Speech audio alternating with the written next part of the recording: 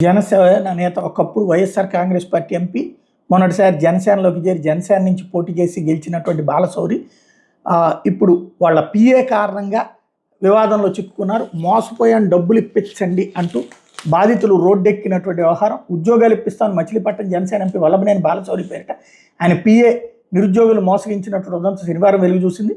బాలశౌరి కార్యాలయ పిఏ గోపాల్ సింగ్ సుమారు 60 మంది నిరుద్యోగుల్ని నకిలీ నియామక పత్రాలతో బుద్ధి కొట్టించి దాదాపు కోటి వసూలు చేసినట్టు తెలుస్తోంది. అతడి చేతిలో మోసపోయిన బాధితులంతా శనివారం ఎంపీ కార్యాలయం చేరుకుని ఆందోళనకు దిగారు.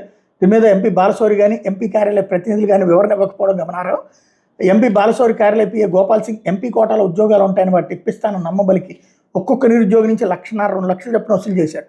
అనంతరం కృష్ణా యూనివర్సిటీ డిఎంహెచ్ఓ విద్యుత్ శాఖల పేరుతో నకిలీ నియామక పత్రాలు ఇచ్చాడు.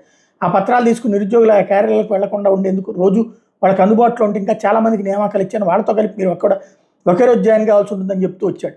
డబ్బులు ఇచ్చి నిరుద్యోగుల నుండి ఒత్తిడి ఎదురవడంతో జూలై 29 వాళ్ళందరినీ విజయవాడలో నోవాటెల్ హోటల్లో రిపోర్ట్ చేయాలని అక్కడ పోస్టింగ్ ఇస్తాను గోపాల్ సింగ్ పంపించాడు. వాళ్ళంతా హోటల్కి వెళ్ళగా అలాంటి కార్యక్రమం ఏమీ లేదని హోటల్ ప్రతినిధులు చెప్పడంతో అవాక్కయ్యారు. వాళ్ళంతా గోపాల్ సింగ్తో మాట్లాడేందుకు ప్రయత్నిస్తే ఫోన్ స్విచ్ ఆఫ్ వచ్చింది. ఆ తర్వాత బాధితులు విజయవాడలోని ఎంపీ కార్యాలయానికి వెళ్ళి జరిగిన మోసాన్ని వివరించారు. గోపాల్ సింగ్ మచిలీపట్నంలో ఉంటాడని అక్కడ సంప్రదించాలని అక్కడ వాళ్ళు చెప్తే బాధితులు మచిలీపట్నం గోపాల్ సింగ్ ఇంటికి వెళ్ళారు. గోపాల్ సింగ్ ఇంట్లో లేకపోతే అతని భార్య ఆప్తమామని నిలదీశారు.